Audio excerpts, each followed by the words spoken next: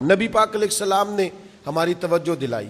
حضور فرمانے لگے فتنوں سے پہلے پہلے نیکی کر لو، ورنہ وہ وقت آنے والا ہے کہ تمہاری چھتوں پر فتنے اس طرح گریں گے جس طرح رات کے ٹکڑے گرتے ہیں.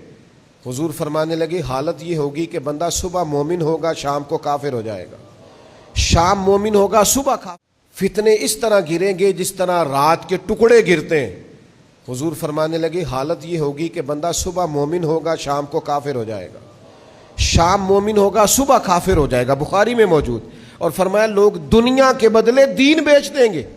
جلدی جلدی نیک اعمال کر لو، وقت کو سمجھ لو، جلدی سے خیر کٹھی کر لو. جوانی ہے تو زیادہ کام کر لو، ہمت ہے تو زیادہ کام کر لو، صحت ہے تو زیادہ کام کر لو، توفیق ہے تو زیادہ کام کر لو، لیکن ٹال مٹول نہ کریں، وقت کو ضائع نہ کریں. آپ کل پرسوں رحمت اللہ تعالی علیہ کا خادم کہنے لگا حضور آپ کی صحت ٹھیک نہیں، یہ کام کل نہ کر لیں.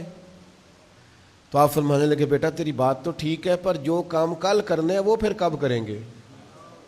آج والے تو کل کر لیں گے، تو جو کل والے ہیں. فرمایا پھر تو کل والے پرسوں پہ چلے جائیں گے، تو میں ایک دن ہر چیز کو لیٹ نہیں کر سکتا. وقت کی رفتار کو سمجھو میرے بھائی.